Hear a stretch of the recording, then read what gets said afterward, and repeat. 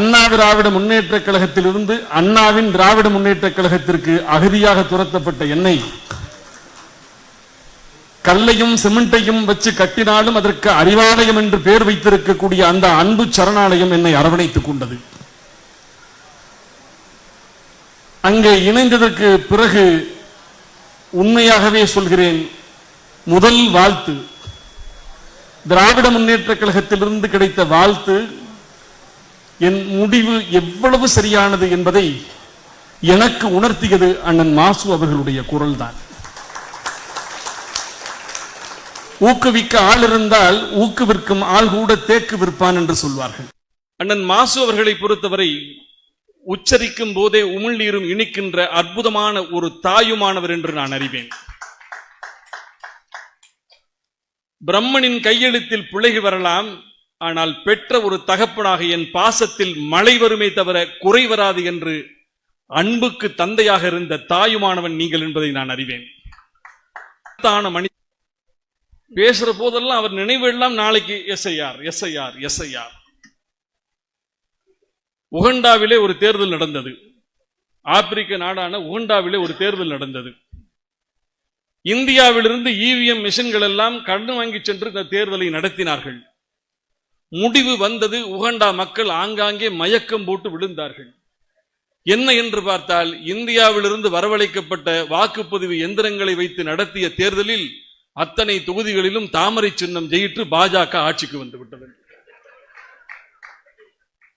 உலகத்தில் ஓட்டு போடுபவன் அரசாங்கத்தை தேர்வு செய்து நம்ம பார்த்திருக்கோம்.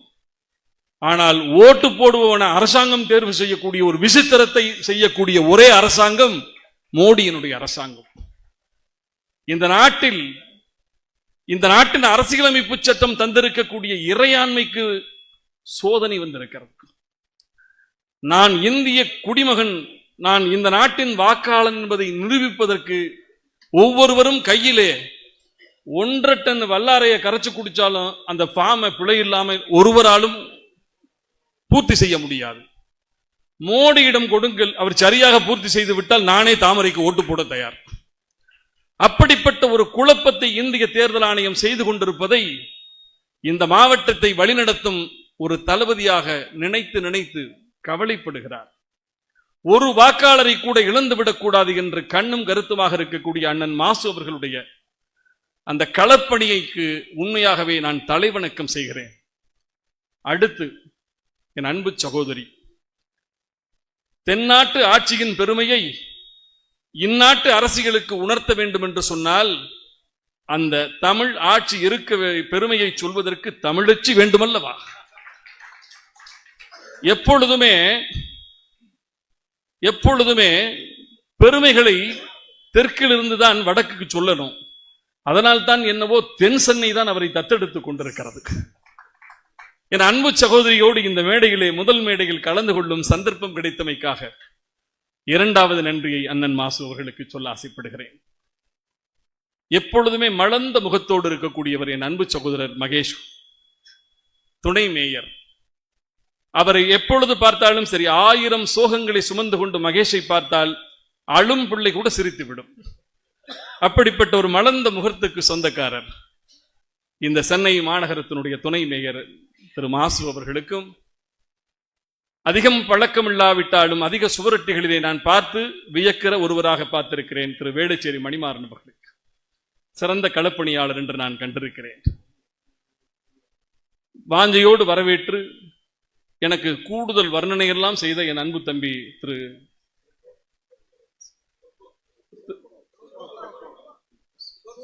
சொர்க்கோ, பேரு எனக்கு தெரியல, ஆனா அவ்வளவு அன்பு பொழிந்து இங்க அழைச்சிட்டு வந்து பார்த்தீங்கன்னா என்னை இந்த இடத்திற்கு அழைத்து வருகிற வரை அவர் கொடுத்த அந்த வரவேற்பு மறக்க முடியாத ஒன்று. அவருக்கும் என் நன்றி.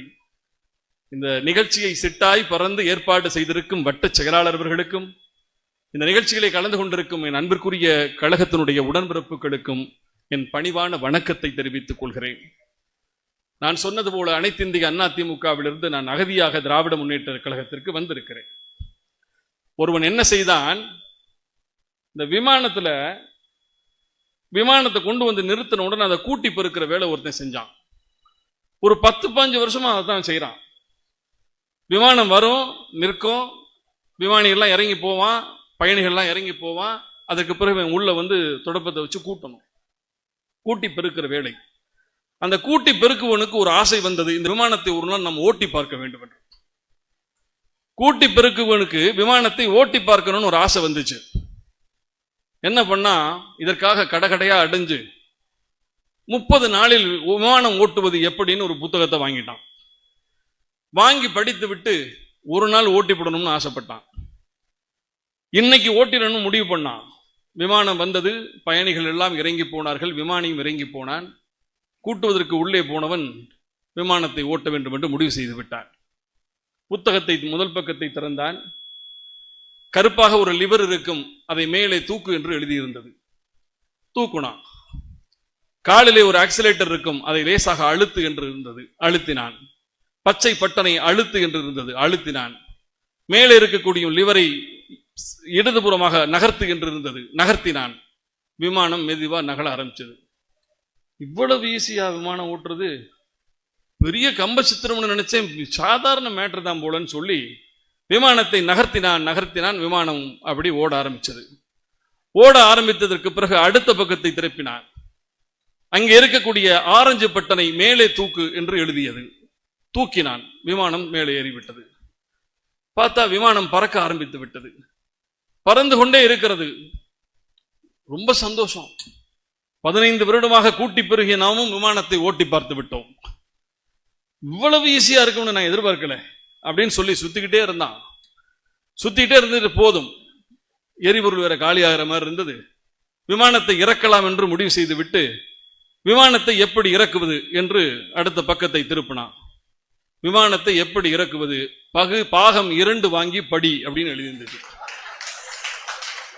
இப்ப விமானம் சுத்தி கொண்டு இருக்கிறது. பாகம் 2 வாகல. அந்த விமான ஓட்டி தான் நம்ம எடப்பாடி.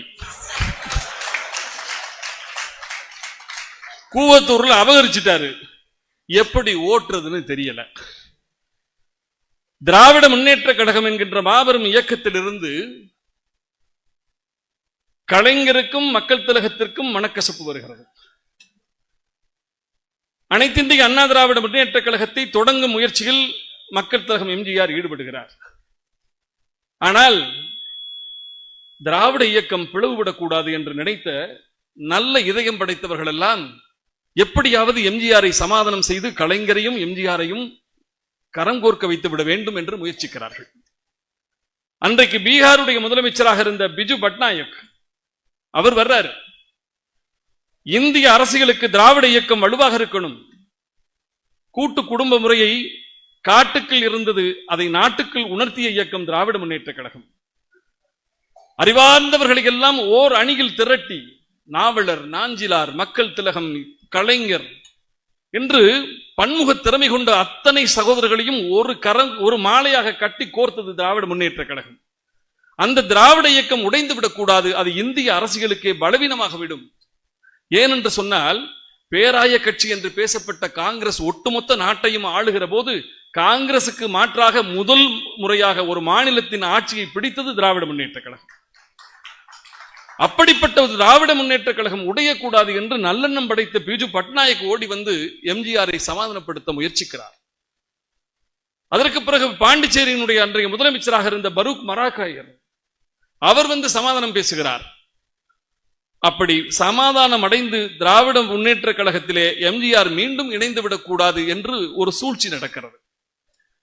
அதன் விளைவாக அன்றைக்கு எம்ஜிஆர் அனைத்திந்திய அண்ணா திமுகவை தொடங்குகிற அந்த தொடக்கத்தை தடுத்து திராவிட முன்னேற்ற கழகத்தின் பிளவை தடுக்க முடியாத ஒரு சூழல் ஏற்பட்டது.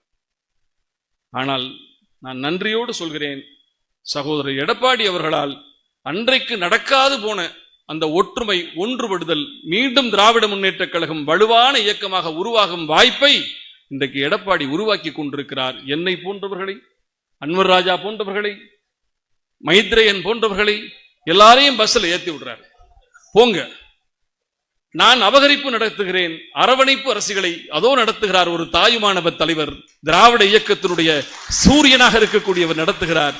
அறிவாலயத்துக்கு போ, அதுதான் அன்பு சரணாலயம் என்று எங்களை எல்லாம் வரிசையா அனுப்பி வைக்கிறார். போற போக்க பார்த்தா 2026 ஏப்ரலுக்கு பிறகு எல்லாரையும் ஏத்தி விட்ட எடப்பாடியும் கடைசியா ஏறி வந்தாலும் வந்துருவார். எனக்கு என்னமோ மாசு அண்டை எடப்பாடிக்கும் வாழ்த்து சொல்ற வாய்ப்பு வரும் நினைக்கிறேன். இதுதான் இன்றைக்கு அபகரிப்பு அரசியல் தோல்வியுற்று இருக்கிறது, அரவணைப்பு அரசியல் வெற்றி பெற்றுக் கொண்டிருக்கிறது. இருகரம் கூப்பி வாருங்கள், தமிழகத்தை தன்னிகரல்லாக மாநிலமாக மாற்றுவோம் என்று இருகரம் கூப்பி அழைக்கக்கூடிய தமிழகத்தினுடைய தாயுமானவ தலைவர், தமிழகத்தினுடைய திராவிட நாயகன் அண்ணன் ஸ்டாலின் அவர்களுடைய தலைமையில் இன்றைக்கு தமிழகம் ஒரு பொற்காலத்தை நோக்கி நகர்ந்து கொண்டிருக்கிறது. ஒண்ணு வேண்டாம், அதிகாலையில் எழுந்து ஆற்றோரம் நடந்து எதிர்காணும் மக்களிடம் ஏது குறை என கேட்டறிந்து அதனை அதிகாரிகள் கவனத்தில் கொண்டு போய் பதிந்து இப்படி நாளெல்லாம் தீர்வு தரும் ஒரு நகர்வலம் வரக்கூடிய முதலமைச்சரை இந்த நாட்டில் யாராவது பார்த்திருக்கீங்களா? அதிகாலை 4 மணிக்கு எழுந்து ஆற்றோரம் நடந்து எதிர்வரும் மக்கள் கம்பராமாயணத்தில் சொல்லுவாங்க, எது வினை எது இடை எனினும் மனையும் என்று. ஏதேனும் உங்களுக்கு குறை இருக்கா? நான் ஏதேனும் உங்கள் குறையை தீர்க்கணுமா என்று ராமன் கேட்டானா. கம்பராமாயணத்தில் படித்தோமே, அந்த காட்சி இன்று தமிழகத்தினுடைய ஒரு முதலமைச்சராக அண்ணன் ஸ்டாலின் அவர்களுடைய நிர்வாகத்தில் அதிகாலையில் எழுகிறார், ஆற்றோரம் நடக்கிறார், எதிர்வரும் மக்களிடம் ஏது குறை என்னமும் செய்யணுமான்னு கேட்கிறாரு. அந்த குறைகளை அதிகாரிகள் கவனத்திற்கு கொண்டு போய் பதிகிறாரு. இப்படி நாடு வியக்கக்கூடிய ஒரு முதலமைச்சர் முத்துவேல் கருணாநிதி ஸ்டாலின் அவர்களை தவிர ஒருவர் கிடையாது. ஆனால் என்னை பொறுத்தவரை முதலமைச்சர் பதவியை குத்தகை வாங்கி குடியிருந்த அண்ணன் எடப்பாடி எல்லாம் 10:30 மணிக்கு தான் பல்லை விளக்குவார். மக்களை பற்றி சிந்திக்கும் தலைவர்களுக்கு தூக்கம் வராது. அடுத்த தேர்தலை பற்றி தலைவர்கள், அரசியல்வாதிகள் நினைப்பார்கள், அடுத்த தலைமுறையை பற்றி தான் ஒரு தலைவன் நினைப்பான் என்று சொன்னால் தமிழகத்தினுடைய தகப்பன் சாமியாக இருப்பவர் தான் இன்றைக்கு முத்துவேல் கருணாநிதி ஸ்டாலின் என்பதை மறுக்க முடியாது. சகோதரர் கேட்டாரு, 2 பேச்சாளர்கள் வந்திருக்கீங்க, நீங்க முதல்ல பேசுறீங்களா, இதுல அருள் பிரகாசம் ஐயா முதல்ல பேசட்டுமான்னு கேட்டார். நான் சொன்னேன், அவர் தலைமை ஆசிரியர்னு வேற சொல்றீங்க, எனக்கு வாத்தியார்னாவே பயம், குறிப்பா தலைமை ஆசிரியர்னா ரொம்ப பயம். நான் படிக்கிற போது என் தலைமை ஆசிரியர் ஒரு முறை தமிழ் வாத்தியார், அவர் சேது பிள்ளைன்னு ஒரு பேர், தலை சிறந்த தமிழ் ஆசிரியர். அவர் பாடம் எடுத்தார். மாநிலம் காவலன் என்பான் மண் உயிர்க்குங்கால் தன்னால் தன் பரிசனத்தால் ஆணமுகு ஊனமுகு பகைதரத்தால் உயிர்தம்மால் கல்வரால் ஆணபயம் 5 தீர்ப்பான் அவனொன்னோ மன்னன் என்று அவர் எப்படி பாட்டை பாடி சொல்லிட்டு இருக்கார். அவர் பாடம் நடத்துகிற போது ஜன்னலுக்கு வெளியே ஒரு நாய் ஒண்ணு சல்லு சல்லு சல்லுன்னு குலைச்சுக்கிட்டே இருந்துச்சு. இவர் பார்த்தாரு, பாடம் நடத்த முடியல, புத்தகத்தை பொத்துன்னு போட்டுட்டு நாய் எப்படியே கூர்ந்து பார்த்தாரு. கொஞ்ச நேரத்தில் அது என்ன நினைச்சோ இறக்கப்பட்டுச்சோ தெரியல, குலைக்கிறத நிறுத்திடுச்சு. ஏன் பொல்லாத நேரம் ஐயா, அது நிறுத்திடுச்சு, நீங்க ஆரம்பிங்க. என்ன இந்த ஒரு காரணத்துக்காக நான் அந்த பள்ளிக்கூடத்தை விட்டு வர்ற வரையும் விரட்டி விரட்டி அடிப்பார் என்ன. அன்றையிலிருந்து எனக்கு தலைமை ஆசிரியர் என்று சொன்னாலே கொஞ்சம் பயம். அதனால நான் சொன்னேன், தலைமை ஆசிரியர் முன்னாடி நான் பேச மாட்டேன், அவருக்கு பின்னாடி பேசுறேன், ஐயாவை முதல்ல பேச சொல்லுங்கன்னு சொன்னேன். பட்டுப்போல் நாவசைக்க பாட்டாகி ஆடு தமிழே என்று அவர் கொட்டி கொட்டி அள்ளி வீசியதெல்லாம் நகைச்சுவை கலந்த அழகான தத்துவார்த்தங்கள். வெறும் நகைச்சுவை என்பது சிரிக்க வைப்பதல்ல, சிந்திக்க வைப்பதாக இருக்கும். ஆக அப்படிப்பட்ட திரு அருள் பிரகாசம் அவர்களுடைய பேச்சை கேட்டு நான் உண்மையாக மயங்கி போனேன். ஒரு அமைச்சர் எப்படி இருக்கணும், ஒரு நாடாளுமன்ற உறுப்பினர் எப்படி இருக்கணும், ஒரு துணை மேயர் எப்படி இருக்கணும், ஒரு சட்டமன்ற உறுப்பினர் எப்படி இருக்கணும் என்பதற்கு இந்த நாட்டிற்கே பாடம் எடுத்துக் கொண்டிருக்கிறது திராவிட முன்னேற்ற கழகம். எல்லாம் நீங்க பாருங்க, அமைச்சருக்கு ரோட்டுக்கு மட்டும்தான் பசுமை வழிச்சாலை என்று பெயர் உண்டு. காரணம், அவர்களுக்கு பச்சை மையில கையெழுத்து போட பச்சை மை பேனாவை கொடுத்து, பேனா தலை குனிகிற போது பல தலைமுறை தலை நிமிரும் என்பதற்காக பச்சை மையில கையெழுத்து போடும் பாக்கியம் அவர்களுக்கு தரப்பட்டிருக்கிறது. எல்லோருடைய வாழ்க்கையையும் பசுமையாக்க வேண்டும் என்பதற்காகத்தான் அமைச்சர்கள் வாழக்கூடிய பகுதிக்கு பசுமை வழிச்சாலை என்று பெயர் வைக்கப்பட்டிருக்கிறார். ஆனால் எவ்வளவோ அமைச்சர்கள் இருந்தாங்க, பசுமை வழிச்சாலையிலே இருந்த அமைச்சர்கள் செய்யாததை திராவிட முன்னேற்ற கழகம் செய்திருக்கிறது. நீங்களே யோசிச்சு பாருங்க, பூங்காக்களில் புற்களை வளர்ப்பாங்க, பூங்காக்களிலே பூக்களை வளர்ப்பார்கள், பூங்காக்களிலே பூச்சிகளை வளர்ப்பார்கள். ஆனால் பூங்காக்களிலே புறநானூற்று தமிழை வளர்க்கக்கூடிய ஒரே இயக்கம் திராவிட முன்னேற்ற கழகம். செம்மொழி பூங்கா, தொல்காப்பிய பூங்கா, கோவை கொங்கு தமிழ் பேசும் கோவையிலே ஒரு பூங்கா தயாரிக்கப்பட்டுக் கொண்டிருக்கிறது. ஆக தமிழுக்கு மொழிக்காக. உலகத்துல உணவுக்கு போர் உண்டு, இனத்து வர்க்கத்திற்கு போர் உண்டு, உடைமைக்கு போர் உண்டு, நிலத்திற்கு போர் உண்டு. உலகத்தில் தன் மொழிக்காக போர் நடத்திய ஒரே இயக்கம் திராவிட முன்னேற்ற கழகம். அந்த மொழியை, தமிழ் மொழியை, உலகாளும் தமிழை, உலகையே மயக்கும் மொழியை, உலகமே மதிக்கும் மொழியை காப்பதற்கு கீரனூர் முத்து, புதுக்கோட்டை சிவகங்கை ராஜேந்திரன், மாயவரம் சாரங்கபாணி என்றெல்லாம் எண்ணில்லாதவர்கள் தங்கள் உயிரை கொடுத்தார்கள், உயிர் ஆயுதமாக்கினார்கள். எதிரிக்கு நீ தரக்கூடிய மிகப்பெரிய தண்டனை என்பது என்னை வருத்திக் கொள்வது, தன்னை வருத்திக் கொள்கின்ற ஒரு புதிய உயிர் ஆயுதத்தை ஏந்திய இயக்கம் திராவிட முன்னேற்ற கழகம். அதனாலதான் இன்னைக்கு திராவிட முன்னேற்ற கழகம் அந்த மொழியை காப்பதிலே, இப்ப கூட மொழி என்று சொல்கிற போது உதயநிதியை கழித்து விட்டு பேச முடியாது. இன்றைக்கு மொழிக்காவல் செய்து கொண்டிருக்கக்கூடிய ஒப்பற்ற இளைஞன் தமிழகத்தினுடைய துணை முதலமைச்சர் தான். அழகா சொன்னாரு, செத்து போன மொழின்னு சொன்ன ரொம்ப பேர் கோபம் வருது. 62 அண்ணாவே சொல்லி இருக்கிறார், அசைவற்று கிடக்கக்கூடிய அந்த சமஸ்கிருதத்திற்கு, செத்து போன மொழிக்கு சிங்காரம் எதற்கு என்று அண்ணா கேட்டார். அன்றைக்கு பேரறிஞர் அண்ணா கேட்டதைத்தான் இன்றைக்கு உதயநிதி கேட்கிறார், துணை முதல்வர் கேட்கிறார். ஆக மொழியை காப்பதிலே திராவிட முன்னேற்ற கழகம், உரிமையை காப்பதிலே திராவிட முன்னேற்ற கழகம், வாக்குரிமையை காப்பதிலே திராவிட முன்னேற்ற கழகம், வளர்ச்சி, இந்தியாவின் வளர்ச்சி 6 தமிழகத்தினுடைய பொருளாதார வளர்ச்சி 11.19, இரட்டிப்பு வளர்ச்சியையும் இந்த மக்களுக்கு இரட்டிப்பு மகிழ்ச்சியையும் தந்திருப்பது முத்துவேல் கருணாநிதி ஸ்டாலினுடைய ஆட்சி. மக்கள் நல்வாழ்வுத்துறையிலே தமிழகத்திலே முதல் துறையாக, இன்னைக்கு எங்க வேணா நீ விமானத்துல பாரு, டெல்லியில ஏறுவான், எங்க போறேன்னு, சென்னையில ட்ரீட்மெண்ட்டுக்கு போறேங்கிறான். ஹைதராபாத்ல இருந்து எங்க போறீங்க, சென்னைக்கு ட்ரீட்மெண்ட்டுக்கு போறேங்கிறான். மருத்துவத்தினுடைய தொட்டிலாக இன்றைக்கு தமிழகம் மாறி இருக்கிறது என்று சொன்னால் அதற்கு அண்ணன் மாசு போன்றவர்களுடைய உழைப்பு. அந்த மாசு என்கின்ற சுப்பிரமணியம் என்கின்ற அந்த மாரத்தான் வீரரின் கையிலே இந்த துறையை ஒப்படைத்த முத்துவேல் கருணாநிதி ஸ்டாலின் அவர்களுடைய தேர்வு அதற்கு காரணம். அரசாங்க மருத்துவ பணியை பற்றி சொன்னாரு. ஒரு காலத்தில் அரசாங்க மருத்துவமனைனா ஒரு மதிப்பு இருந்தது. இன்றைக்கு அரசு மருத்துவமனையின் மீது மதிப்பு கூடியிருக்கிறது, தனியார் மருத்துவமனையின் மீது பயம் வந்திருக்கிறது. தனியார் மருத்துவமனைனா ஒண்ணுமே இல்ல, டாக்டர் கேட்டாரு, வந்து உள்ள நுழைஞ்ச உடனே டாக்டர் சொன்னாரு, போ சிடி ஸ்கேன் பாரு, இந்த 10 பிளட் டெஸ்ட் பண்ணு என்று ஒரு பட்டியலை எழுதி கொடுத்த போது அவன் சொன்னா, எனக்கு அதெல்லாம் எதுவுமே கிடையாது, நான் ஏன் இதெல்லாம் செய்யணும்னு அவன் கேட்டான். உனக்கு எதுவுமே இல்லைன்னு நீ சொல்லாத, உனக்கு வேலைச்சேரில் வீடு இருக்கு, சோழிங்கநல்லூர்ல தோட்டம் இருக்கு, இந்தியன் ஓவர்சீஸ் பேங்க்ல 35 லட்சம் டெபாசிட் இருக்கு, இவ்வளவையும் வச்சுவிட்டு ஒண்ணுமில்லைன்னு சொல்றேன்னு. இது தனியார் மருத்துவமனை. ஆனால் முத்துவேல் கருணாநிதி ஸ்டாலின் அவர்களுடைய நிர்வாகத்தில் அமைச்சருடைய தலைமையில் இருக்கக்கூடிய அரசு மருத்துவமனைகள் அப்படி இல்லை. இன்றைக்கு கருணையோடு, நேற்று ஒரு வீடியோ பார்த்தேன், கன்னியாகுமரிக்கு போயிருக்காரு, திடீர் ஆய்வு. இந்த அரசு மருத்துவமனை பார்த்தபோது நான் நம்பவே இல்லை, ஒரு தனியார் மருத்துவமனை விட மிக பிரம்மாண்டமாக, மிக சுத்தமாக, மிக அழகாக, ஒரு நேர்த்தியான மருத்துவமனையாக நான் பார்த்தேன். இதுதான் தலை சிறந்த நிர்வாகம். அரசு மருத்துவமனைகள் இன்றைக்கு தலை சிறந்த தனியார் மருத்துவமனைக்கு நிகராக ஏழை எளிய மக்களுக்கு உயரிய சிகிச்சையை தரக்கூடிய உன்னத சூழலை உருவாக்கி இருக்கிறது திராவிட முன்னேற்ற கழகம். அதை விட ரொம்ப முக்கியம், இந்த இலவசம் விலையில்லாது கொடுக்கிறோம் என்றெல்லாம் ஒரு காலத்தில் திட்டங்களுக்கு பேர் உண்டு. ஆனால் திராவிட முன்னேற்ற கழகம் மட்டும்தான் பெறுவோர்களுடைய சுயமரியாதையை சுடாமல், நான் முதல்வன், புதுமை பெண், மகளிர் உரிமை தொகை, விடியல் பயணம், பெறுபவர்களுடைய தன்மானத்திற்கு எந்த சோதனையும் இல்லாமல் அவர்களை கௌரவத்தோடு அவர்களுடைய உரிமை, நீ உன் வரிப்பணத்தில் பெறக்கூடிய திட்டங்கள் இவை என்று மரியாதையோடு எதையும் செய்யக்கூடிய மாசற்ற இயக்கமாக திராவிட முன்னேற்ற கழகம் இருக்கிறது. இன்றைக்கு தமிழகத்தினுடைய பொருளாதார வளர்ச்சி, கல்வியிலே வளர்ச்சி, மருத்துவத்திலே வளர்ச்சி என்று அத்தனை துறைகளிலும் வளர்ந்து கொண்டிருக்கும் தமிழகத்தினுடைய இந்த திராவிட மாடல் ஆட்சி 2026 அதன் நீட்சியை தொடப்போகிறது.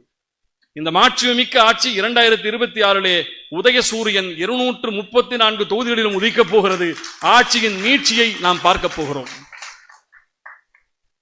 இன்னைக்கு இன்னொன்னு, இவ்வளவு பேசிட்டு ஒன்ன பேசணும், நடக்கக்கூடாது நடந்து போச்சு, இந்த கொஞ்சம் சில்லற பயலுக மனநோயாளி போல திருக்கக்கூடிய முதிர்ச்சி இல்லாத சில தம்பிமார்கள் இதே தான் சொல்றாங்க, நடக்கக்கூடாது நடந்து போச்சு. யாருப்பா நீ? நானே கரூர்னேன் அப்படிங்கிறான். நடக்கக்கூடாது நடந்து போச்சு. ஒரு பெண்ணை தாய் தகப்பன் கட்டி கொடுத்தாச்சு. கட்டி கொடுத்ததுக்கு பிறகு மகள்கிட்ட இருந்து ஒரு போன் வருது. ஒரு 10 நாள் கழிச்சு போன் வருது. அம்மா அப்பா என்னத்தான் நல்லா இருக்கியான்னு கேட்டாங்க.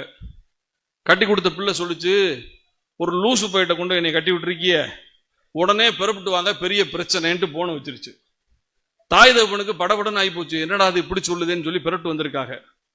பொம்பளை பிள்ளை வீட்டில் அழுதுகிட்டு உட்காந்து இருந்திருக்கு. என்னத்தான் அழுகிற, என்னப்பா பிரச்சனைன்னு கேட்ட உடனே அது சொல்லியிருக்கு, உங்க மருமையனை வந்து உள்ள வந்திருக்காரு பாருங்க அப்படின்னு சொன்ன உடனே என்னம்மான்னு கேட்ட உடனே நீங்களே வந்து பாருங்கன்னு உள்ள போயிருக்காங்க. இந்த மருமையன் பித்து பிடிச்சாப்புல உட்கார்ந்து இருந்திருக்காரு. உடனே மாமியார் கேட்டிருக்கு, என்னப்பா ஒரு மாதிரியா இருக்கியன்னு கேட்டிருக்கு. இந்த மருமகன் சொன்னாரு, நடக்கக்கூடாது நடந்து போச்சு அப்படின்னு இருக்காரு. அதான் என்ன நடக்கக்கூடாது நடந்து போச்சு? இல்ல அத்தை, நடக்கக்கூடாது நடந்து போச்சு. புரியல. மாமனார் பக்கத்துல போய், மாப்பிள்ளை என்ன ஒரே நடக்கக்கூடாது நடந்து போச்சுன்னே சொல்லிக்கிட்டு இருக்கிய, என்ன பிரச்சனைன்னு சொல்லுங்க அப்படின்னு. இல்ல மாமா, நடக்கக்கூடாது நடந்து போச்சு. என்னடா லூசு பயிலா இருப்பேன் போல, பொம்பளை பிள்ளைய லூசு போயிட்டு தான் கொடுத்துட்டோம் போல அப்படின்னு சொல்லி, சரி கொழுந்தியா விட்டு கேட்போம் அப்படின்னு சொல்லி இந்த கொழுந்தியா பக்கத்துல வந்து, அத்தான் என்ன பிரச்சனை, ஏன் ஒரு மாதிரியா இருக்கிய, என்னமோ ஒரு மாதிரியா பேசுறீ என்ன? ஒண்ணு இல்லத்தா, நடக்கக்கூடாது நடந்து போச்சுன்னா. ஒண்ணுமே புரியல. உடனே இது சரிப்பட்டு வராது அப்படின்னு சொல்லி ஒரு டாக்டர்கிட்ட கூப்பிட்டு போயிட்டாங்க. ஆளை கொண்டு போய் டாக்டர்கிட்ட இறக்கி, அவர் ஒரு மனநோய் மருத்துவமனர், அவர்கிட்ட கொண்டு போய் இது என்னன்னு விசாரிங்க டாக்டர், வீட்டுக்கு ஆபீஸுக்கு போயிட்டு வந்திருக்காரு, வந்ததுல இருந்து நடக்கக்கூடாது நடந்து போச்சுன்னு இதையே சொல்லிக்கிட்டு இருக்காரு, இது என்னன்னு விசாரிங்க. என்ன டாக்டர் நீங்க எல்லாம் வெளியே இருங்க அப்படின்னு சொல்லிட்டு அவரை கூட்டு 2 மணி நேரம் விசாரிச்சிருக்காரு. விசாரிச்சுட்டு அந்த பொண்ணை பொம்பளை பிள்ளை யாருப்பா கட்டின பிள்ளை, அதை கூப்பிடு, மாமனார் மாமியார் எல்லோரையும் கூப்பிட்டுருக்காரு. கூப்பிட்டு ஒன்றும் பிரச்சனை இல்லை, கண்டுபிடிச்சாச்சு, உங்க மாப்பிள்ளை வந்து முத மாசம் சம்பளம் வாங்கிக்கிட்டு பொம்பளை பிள்ளைக்கு பூவு அல்வான்னு வாங்கிட்டு வந்திருக்கணும், அதுக்கு பதிலா கிண்டி ரேஸுக்கு போயிருக்காரு, சம்பள பணம் மொத்தத்தையும் ஒரு குதிரை வேர்ல கட்டியிருக்காரு, அந்த குதிரை ஓடுறதுக்கு பதிலாக நடந்து போயிருக்கு, நடக்கக்கூடாது நடந்து போச்சு அப்படின்னு சொன்ன உடனே, அட இதுதான் பிரச்சனையா, கிறுக்கு பயல்கிட்ட கொண்டு பொம்பளை பிள்ளைய விட்டு முத மாச சம்பளத்தையே கொண்டு குதிரை வேர்ல கட்டியிருக்காண்டான். அது போல இன்றைக்கு 75 ஆண்டு காலத்தை கடந்து திராவிட முன்னேற்ற கழகம் என்கின்ற ஒரு ஒப்பற்ற இயக்கம் தமிழகத்தை வழிநடத்துகிற போது, இப்படிப்பட்ட ஒரு மாசற்ற இயக்கத்தை விட்டுவிட்டு நடக்கக்கூடாதுல கொண்டு போய் நடந்ததுன்னு பணம் கட்டின பல பேரு இப்பவே கரூருக்கு பிறகு கம்பெனியை கலைக்க ஆரம்பிச்சிட்டாங்க. நடக்கக்கூடாது நடந்து போச்சு. இதுதான் இன்றைக்கு அரசியல் நிலை. அந்த தம்பி இன்னொன்னு சொன்னான், நாங்க எங்கே போனாலும் இடம் தர மாட்டாங்க, சரி, நாங்க எங்கே போனாலும் மண்டபம் தர மாட்டாங்க, சரி, நாங்க எங்கே போனாலும் நாற்காலி தர மாட்டாங்க. தமிழ்நாட்டில் உங்களுக்கு நாற்காலி இல்லை என்பதைத்தான் மக்கள் சொல்லிக் கொண்டிருக்கிறார்கள். ஒரே ஒரு நாற்காலி கூட உங்களுக்கு தருவதாக இல்லை. நீங்கள் நாற்காலியை பெறுவதற்கு கேரளாவுக்கு போக வேண்டியிருக்கு. காரணம், தமிழகத்தின் மக்கள் அறிவார்ந்த மக்கள். ஒரு தலைவர் பஞ்சாங்கத்தை தூக்கிட்டு அலைகிறாரு, இன்னொரு தலைவர் பஞ்ச் டயலாக் பேசி அலைகிறாரு. யதார்த்தம் புரியாத இவர்களுக்கெல்லாம் தமிழ்நாட்டு மக்கள் இவர்களை எல்லாம் ஏப்ரல் ஃபூலாக்க ஏப்ரல் மாதத்திற்கு காத்துக் கொண்டிருக்கிறார்கள். திராவிட முன்னேற்ற கழகம் என்பது ஒரு பவள விழா கண்ட இயக்கம். என்ன தொட்டு பாரு, என்ன தொட்டுட்ட, ஹே, இது மிசாவில் அன்னை இந்திரா காந்தியை தொட்ட இயக்கம். இது எத்தனை பேரை தொட்ட இயக்கம் தெரியுமா? திராவிட முன்னேற்ற கழகத்தினுடைய வலிமை தெரியாமல், திராவிட முன்னேற்ற கழகத்தினுடைய ஆளுமை தெரியாமல், திராவிட முன்னேற்ற கழகத்தை இன்று வழிநடத்தும் முத்துவேல் கருணாநிதி ஸ்டாலின் அவருடைய நிதானம், பொறுமை, ஆளுமை, அறிவார்ந்த உழைப்பு இத்தனையும் தெரியாமல் 3 மாசத்துக்கு ஒரு முறை 3 நிமிஷத்துக்கு வீடியோ போட்டா முதலமைச்சர் ஆயிடலாமா? முதலமைச்சர் இருக்கு என்பது அவ்வளவு சாதாரணமானதா? உனக்கு நீ போடுற கூட்டத்துக்கு ஒரு நாற்காலியை தரமாட்டேன் என்று தமிழ்நாடு சொல்லும் போது நீ புரிஞ்சுக்கணும், நமக்கு நாற்காலிக்கு வாய்ப்பு இல்லை. இதுதான் உண்மை. கேட்டா நான் 67 அண்ணா போல, 67 அண்ணா ஆட்சி பிடிப்பதற்கு அவர் அடித்தளமிட்டது 1916. தென்னிந்திய நல உரிமை சங்கம், திராவிட நலச்சங்கம், திராவிடர் கழகம், திராவிட முன்னேற்ற கழகம் என்று 51 வருடங்கள் அறிக்கை நிலையிட்ட கையில பிடிச்சுக்கிட்டு இன்னைக்கு விதவிதமான சாலைகள், விதவிதமான விமான போக்குவரத்து. இன்னைக்கு தேஜாஸ் போகுது, வந்தே பாரத் வருது. ஆனால் அன்றைக்கு அண்ணாவின் காலத்தில் அவையெல்லாம் கிடையாது. உட்கட்டமைப்பே இல்லாத மண் சாலைகளிலே நடந்து இரவெல்லாம் சென்று அறிக்கை லைட்டை கையில பிடிச்சுக்கிட்டு கூட்டங்கள் பேசி தூக்கத்தை தொலைப்பதற்காக, தூக்கத்தை தவிர்ப்பதற்காக பொடி போட்டு புற்றுநோயை வாங்கி கொண்டவர் பேரறிஞர் அண்ணா. அப்படிப்பட்ட பேரறிஞர் அண்ணா 51 வருடங்கள் உழைத்து பேராய கட்சி என்று பேசப்பட்ட காங்கிரஸை வீட்டுக்கு அனுப்பினார். நான் அந்த அண்ணா மாதிரி நான் 67 ஆட்சி பிடிப்பேன். நீ 3 மாசத்துக்கு 3 நிமிஷம் தான் வீடியோவே விடுற. உன் கட்சி அலுவலகம் எங்கே இருக்கிறது? நினைத்து பாருங்கள். அண்ணா சாலைகளே அனைவரும் வந்து போவதற்கு அறிவாலயம் இருக்கிறது. அடிமைகள் வந்து போவதற்கு அடிமைகளாக வருவார்கள் என்று நினைத்தோ என்னவில்லை.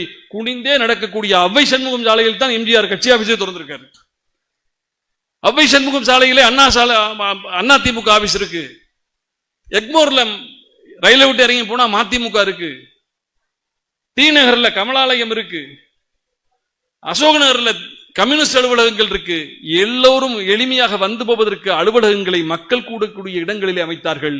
ஆனால் எவனும் என்னை பார்க்க வராதேன்னு சொல்லி பணக்காரர்கள் மட்டுமே படுத்துறங்கக்கூடிய பனையூரிலே கட்சி அலுவலகம் வைத்த பண்ணையார் ஒருவர் சொல்கிறார், நான் தான் தமிழ்நாட்டுக்கு அடுத்த முதலமைச்சர் என்று. நினைத்து பாருங்க, இதெல்லாம் சாத்தியம் உண்டா? உடனே எம்ஜிஆர் 77 ஆட்சி பிடிச்சாரு. அட லூசுகளா, அவர் 53 திராவிட முன்னேற்ற கழகத்தில் இணைந்து நெற்றியிலே உதயசூரியன் பொட்டுக்களை போட்டுக்கொண்டு கலைஞரின் வசனத்தை பேசி திராவிட முன்னேற்ற கழகத்தை உழைத்து திமுக அண்ணா முதலமைச்சராக வருவதற்கு கலைஞரோடு கரம் கோர்த்து உழைத்தவர் எம்ஜிஆர். அவர் 53 திமுக வந்துட்டாரு, 77 ஆட்சி பிடிக்கிறாரு.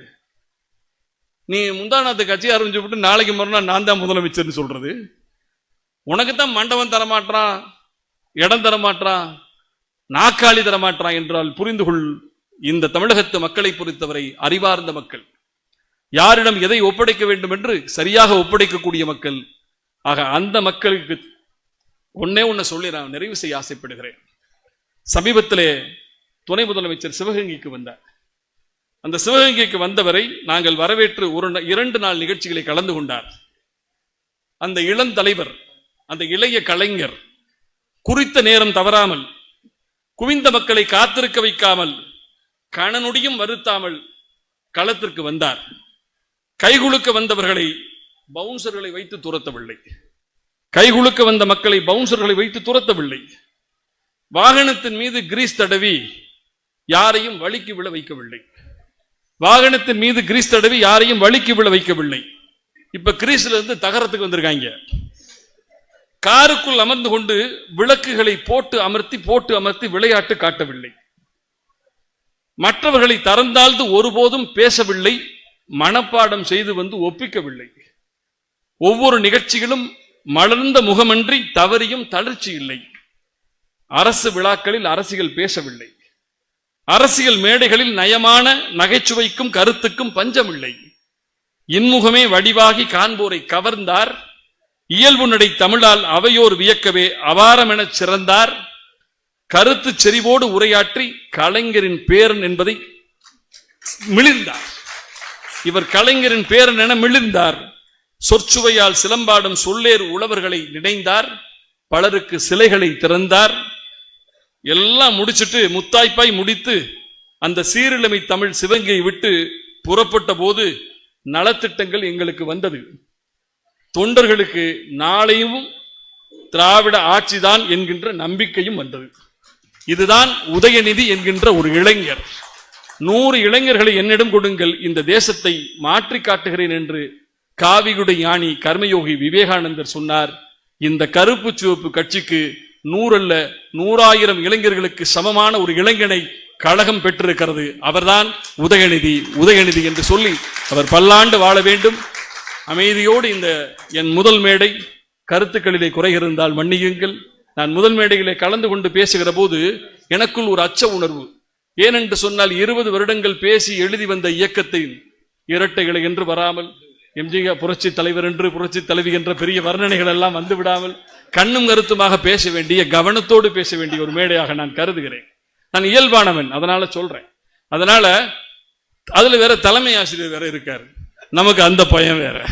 ஆக அனைவருக்கும் முன்னே என் எளிய உரையை கேட்ட உங்கள் அனைவருக்கும் என் நெஞ்சார்ந்த நன்றியை சமர்ப்பித்து, குறிப்பாக என் அன்பு அண்ணன் மாசு அவர்களுக்கு என் மனமார்ந்த நன்றியை சொல்லி விடைபெறுகிறேன். நன்றி, வணக்கம்.